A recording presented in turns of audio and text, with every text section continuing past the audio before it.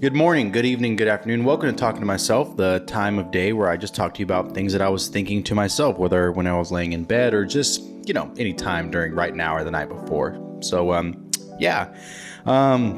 once again, really appreciate all of you guys who did not fall for the April Fool's bullshit yesterday. I wanted to know when we as a society became so enveloped in playing jokes on April 1st. I hate all of you who did that. You and the people who pinch people on St. Patrick's Day. There's a special place in hell for you. And it means a lot to me.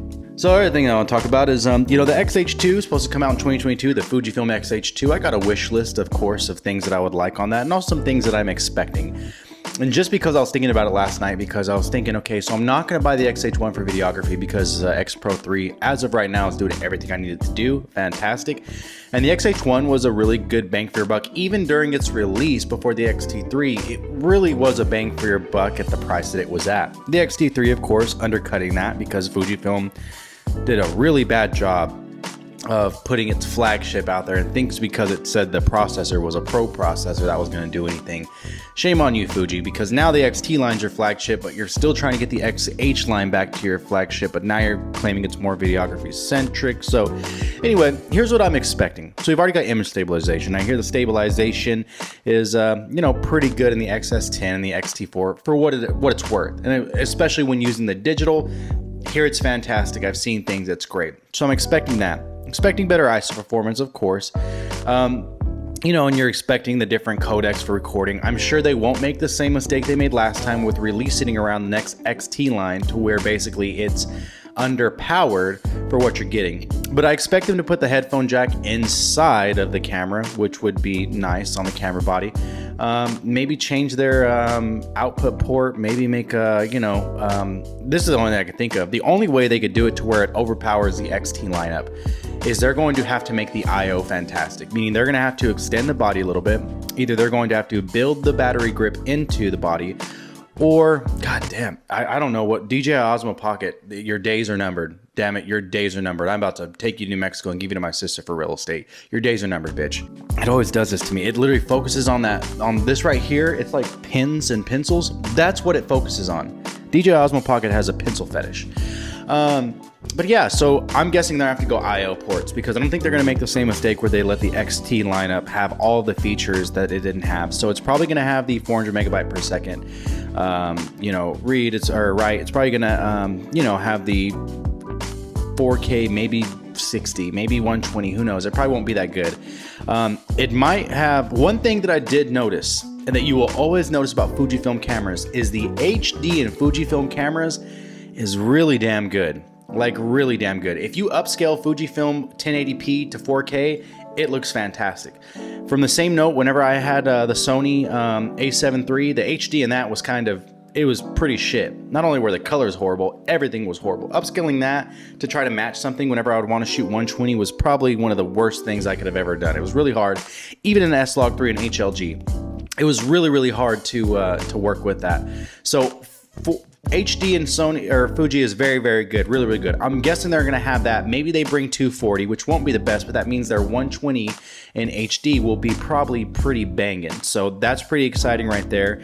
I'm guessing dual card slots. We may see a faster card implemented into that. Who knows? I'm not counting on that. Once again, you damn pencil loving bitch. Oh, you DJI Osmo Pocket. This camera is fantastic for everything. It has not disappointed me. The only thing it consistently disappoints me with is anytime it misses focus, it's for that. It's for the pins and pencils. I still can't get it. I don't know why. I've Googled it. I am flabbergasted. I am bamboozled and smeckledorfed. I have no idea why it does this. But back to the X-H2. So basically, I expect that. There's not much else it can do. I mean, the frame rate will be fantastic for photography. I mean, I'm sure it'll be serviceable it'll be a great hybrid camera. And that's what I think it will be. I think with the grip and everything, it will really try to pull towards those people that are coming from bigger bodies. And I don't think they're trying to get people specifically to come from Sony and Canon and things like that. Full frame, I think they're trying to get them from Sony and Canon APS-C and from Olympus and Panasonic, the people that are looking to leave Micro Four Thirds now, as that is technically getting less and less support. But yeah, I'm guessing they're going to try to pull people from that. But what I think they're going to have to do is, I think this was what would be great if they extended that body, made a little bit chunkier on the bottom too. I think the biggest thing that they may have to do, and I think this would work, I think if they put a mini XLR jack in there, so they put 3.5 millimeter, so it'll go in this order. It'll go headphones, which will also be for trigger or whatever.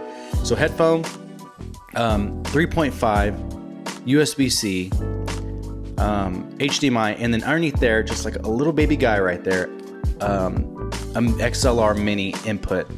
I think that would really set them apart from everyone else. That with a little grippier, chunkier body, I think that would position it to where it's not a cinema camera, but it is a camera that cinematographers can say, damn, you know what? With the crop factor, the things that I can do with that to where I can buy cheaper lens, all this stuff, that's a great deal.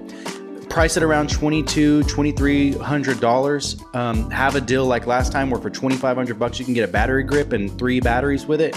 Oh, I think that's fantastic if you don't build that into the body like kind of a la 1DX or whatever. Because it would still be smaller. If they built in with the battery grip, it would still be one of the smallest cameras with a battery grip, period. And so, yeah, I just think that's the way the X-H2 could go. That's what I would like to see. In fact, you know what? Exercise here, because I was thinking about this last time. My perfect camera, period, if I was to build one, would probably be, and some of you may think it's crazy, but I love the way the EOS R feels in the hand. That is a fantastic camera. That and the X-H1 are my 2 favorite cameras I ever held. Sony's are shit to hold, mirrorless. I don't like the Nikon grip. Nikon feels like it's trying really hard to do something. Panasonic is useless. Olympus, the 1X or M1X, whatever, it's a tough sell. It's a tough sell for me. But the X-H1 and with that natural grip, and when you put the battery grip on it, it's fantastic. And the EOS R, they're the best. They're the best selling cameras, period. So it would have to be a slight edge. The EOS R body. Okay, so you have an EOS R body, all the whatnot. Fuji dials on top. Okay, because I still like seeing what I got on top. I still got my scroll wheels and everything. So boom, Fuji dial, scroll wheels, all the stuff you had on the X-H1 on the back. Boom, have that. You can have pins. You can have your. If I do that, it stops it. You can have your. This green drink has me juiced up a little bit. You can have your flippy outie screen. Okay, so you can have your flippy outie screen if you want for vloggers. And listen, photographers, let me bring you in close to tell you something that everyone is thinking whenever you bring up flippy out screens. No one gives a f*** if you think that a flip out screen is stupid and it's unprofessional. Stop f***ing gatekeeping. I don't care if you don't need a flippy outie screen. Why would that keep you from buying a damn camera? Pathetic. Get over yourself. Go shoot a Leica or something. Yeah, so you can have your flippy outie screen, have all that, have the I/O I talked about with a mini XLR, all that in there.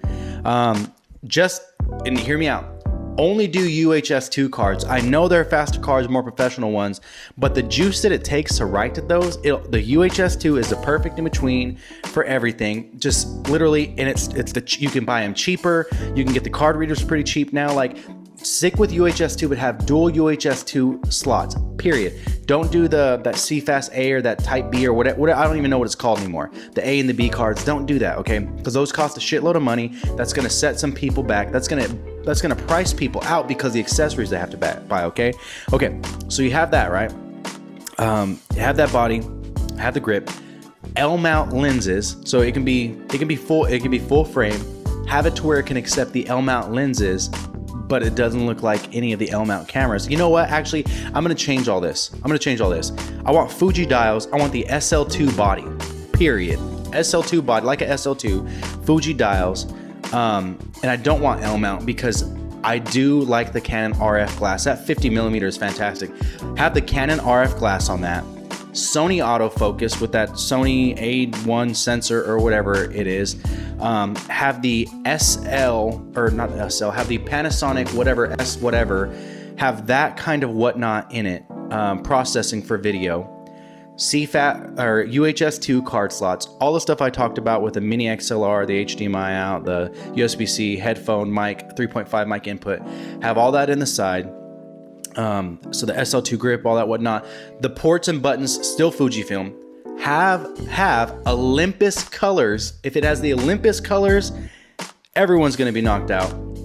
Have the Olympus profiles for color grading. Everyone will be knocked out, but it'll still have the Panasonic whatnot. It'll be able to do 10-bit for all of you guys that pretend like if you're not doing 10-bit, you're not professional anymore. I hate that fucking, I don't know who it was. Was it you, Tony Northrup? Was it you, Tony Northrup? Hate you. You're switching your camera system again. I hate you.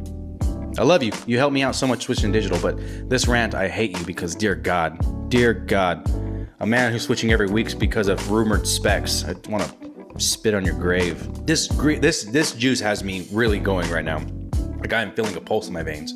Have all that together. So Canon glass, SL2 body, Fuji colors, Canon glass, SL2 body, Fuji controls everywhere from the X-H2, the IO that I talked about, the Panasonic codecs or whatever readouts for be able to do 10-bit and whatever they got going there. Sony sensor with their autofocus, Olympus colors, and Nikon's ability to ignore bad press. That would be, taken from every single camera, that would be the perfect camera. And maybe I just feel bad for Pentax at this point. I don't feel like they deserve to be left out, but at the same time, it's kind of your fault for not switching to digital quick enough. But so yes, okay, that's the whole thing. SL2 body, okay. Fujifilm controls, dials, everything like that. Sony A1 sensor autofocus BS. You got your Canon RF glass, boom, RF mount. Which makes it tough because I really do like the Fuji glass, but the Canon RF glass because I just think it works really well. And plus, honestly, with the Fuji lenses, I'm tired of that damn stepping on the motors. It's starting to bug me. For this is if you're talking about video. If it's photography, it's fine. But that RF glass, you guys have never shot with it. It's really, really nice.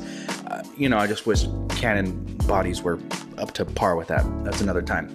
Panasonic's whatnot, whatever they do with the numbers and everything to be able to get you some really nice gradable images. Because even the best video camera I've ever used was a GH5S or G5S or GH5, something like that. That Panasonic Micro Four Thirds, that thing was the bee's knees. I honestly think the dude from Digital Review, or I forgot his name, the two guys from Canada, Chris and anyway, he used that Micro Four Thirds camera for like 4 years after it was released, and I think he barely switched. I think he still might use it because that camera is fantastic, and the color, I mean, you're just able to do a lot with that camera. Low light is fantastic as well. And then whatever else I said, Nikon's ability to ignore press, and I think that's it. And Olympus colors, the Olympus colors is a must, and Fuji Turner profile. And yeah, that would be it. That would literally, if you had that, I think that would be fantastic. If you were able to put Fuji's ability to create custom recipes. So the Fuji menu, honestly, the Fujifilm menu would probably be what I would put in there because their ability to create custom recipes. I know some people don't like it, but dude, I like it a lot. And you may be wondering, why would you pick the SL2 body? Dude, because I really like the way that camera felt in hand. That's it. I like the way it felt. We're talking about the way it feels, things like that. At this point, I don't care about the weight of the camera. It's really nice. Oh, and I would take the Olympus IBIS. If there's a way to make full frame IBIS feel like Micro Four Thirds, because Micro Four Thirds is better with image stabilization because sensor's lighter, and so it's not as heavy, so it's not as much shake. I would do that. So Olympus IBIS would be fantastic, and I think that would give you the perfect camera. Now, a lot of you are gonna say, oh, but Fuji this, Leica glass that, but Canon this, and Nikon still makes cameras, things like that. That's what you're gonna say. But at the same time, I don't care because this is for me. Speaking of Leica, I just want to remind all of you, because a lot of you commented about Leica's keeping their value, and you guys have still been messaging me on Instagram, number one, and number two, you guys have been dumb enough to comment before you either delete your comments or you blocked me. I'm just gonna say this again. I don't hate Leica, but I had to get the back on my face. I don't hate Leica, but if we're being 120% honest, they're overpriced, and especially their digital bodies. Their digital bodies are overpriced. I understand what you're saying. Oh, you can get a Leica M6 and it holds its value. That is true. Once again, that is just a film camera, which is just a box that holds in light, period. That's all it is. Okay, I understand you can use legacy glass, but should being able to use legacy glass mean you pay an arm and a leg? So let me paint you a picture and I'll take you there.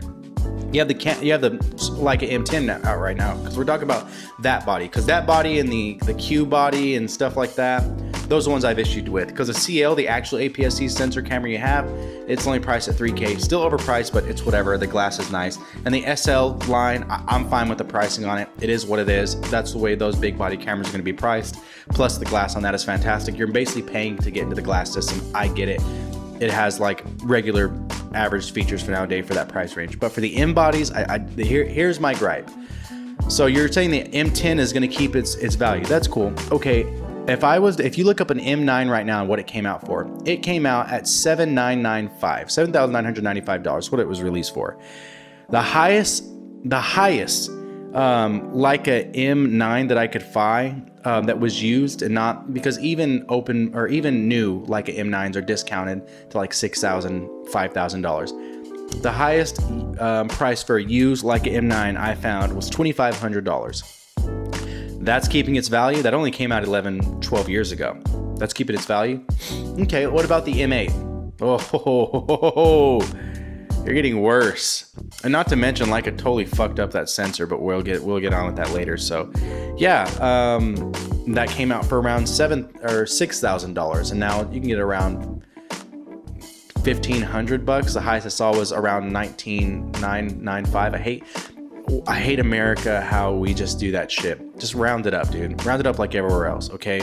Like, I don't want to be like having to like pull out 500 quid and know that, like, you know, I got to pay some tax on it, and it's 517.67 quid. You know, it's kind of annoying. So, yeah, basically, they don't hold their value when we're talking about digital. So for those of you who are talking about the reason why I shoot with this because it's going to hold its value, no, it's not. No, it's not. Unless your value, Leicas are like the Mercedes-Benz of cars. They're fantastic. They're beautiful. They're a statement piece. You know, they feel great. They can be super duper. They're not fast, but you know what I mean. But as soon as you drive off that lot, as someone who is a former Mercedes owner, brand new, man, you are not going to like that appreciation once that hits your hands, especially after a few years. So anyway, that's it, man. That's my rant for the day. Be heading to my hometown in a sniglet after I have lunch with my fine ass fiance. If y'all ever see me in public and you see me and my fiance and you see the way she looks, I'm not afraid to say it, but I'm warning you guys right now. You will, in fact, in your head say, damn, how? And I take it as a compliment, but at the same time, for those of you guys that are married or dating someone that you know is way better looking than you, you know, solidarity, brother. Anyway, that's it. Or ma'am, solidarity, ma'am. Anyway, have a good one.